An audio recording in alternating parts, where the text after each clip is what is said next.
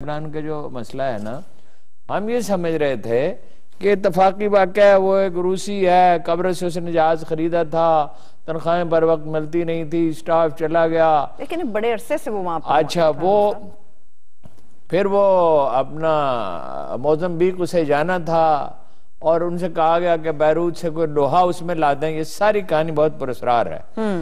اور جب وہ لوہا لادا گیا، نیا سٹاف چلا گیا ہڑتال پہ، نیا سٹاف رکھا گیا، لوہا لادا گیا تو جہاز آگے نہیں بڑھ رہا تھا.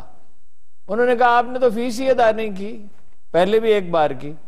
اور بتیرے اس کو میسج کیے روسی کو، اس نے کوئی جواب ہی نہیں دیا. وہ سارا امونیم نائٹریٹ اٹھا کے رکھ لیا اور جہاز سنک کر گیا. اس کا انٹرویو ہو گیا، جب وہ چلا تو وہ شکستہ حالت میں تھا. یہ روسی سرمایہ کار جو ہے نا عجیب ہے. یہ چینی کمپنی بھی بات بڑی عجیب ہے، وہ پھر کبھی اس پہ بات کریں گے. اچھا، کیونکہ یہ چنگل سے نکلے ہیں کمیونزم کے، اور اس میں بعض لوگ یہ چین میں بہت سخت سزائیں دے کے حالات کو ٹھیک رکھا، اور پارٹی انٹیکٹ ہے.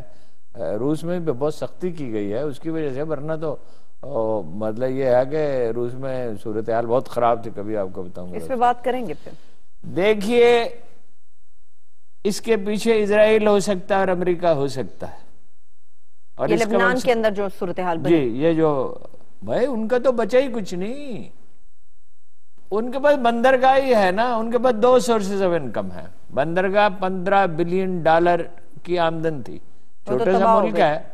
دیکھیں نا، ہماری تو اپنی ٹریڈ جو ہے وہ $25 بلین سے ایکسپورٹ کبھی نہیں بڑھی.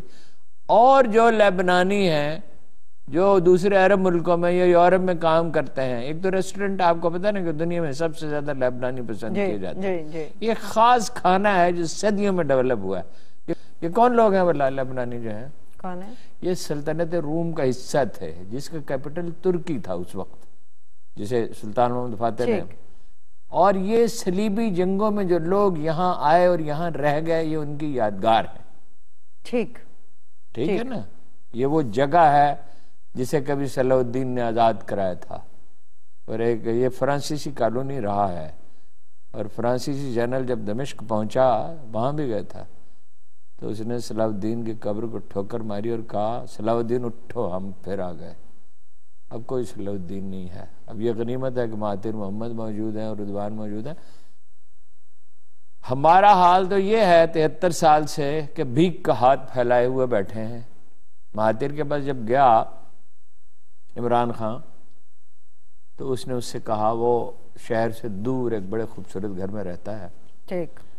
اس نے اس سے کہا، عمران خان ہم نے اسمبلنگ سے شروع کیا تھا، اسمبلنگ سے ہمارے پاس تو کچھ تھا ہی نہیں، پرزے جوڑنے سے، الیکٹرانکس، انڈسٹریلائزیشن کے بغیر کوئی ترقی نہیں ہوتی.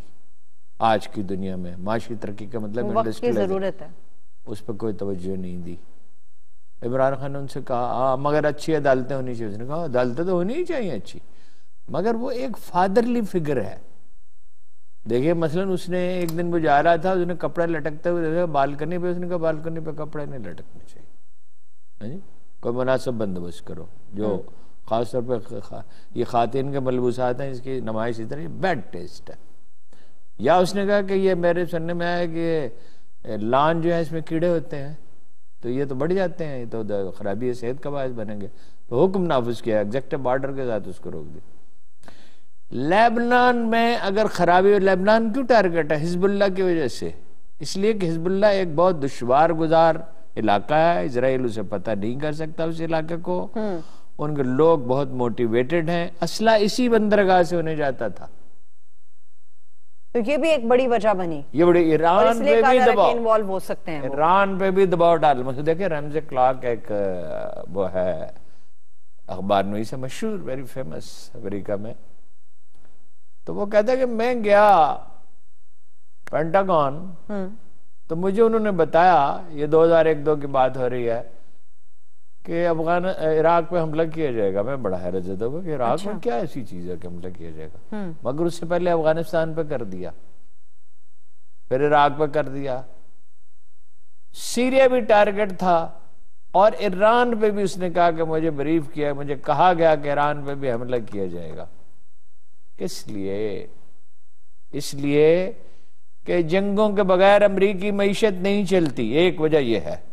اس سے بڑی وجہ یہ ہے کہ اس کو ہموار کرنا پورے مڈل ایسٹ کو، کس کے لیے؟ اسرائیل کے لیے، پنجابی میں کہتے ہیں پدر کرنا، بالکل اس کے لیے راستہ کھول دیا جائے۔ وہ دیکھیے نا، وہ ان کا وہاں تھانے دار ہے اور وہ جو چاہے کرے۔ اور گریٹر اسرائیل میں پہلے بھی آپ سے کہتا ہوں کہ ایک تو وہ کوئی اپنے عزائم چھپاتے ہی نہیں ہیں،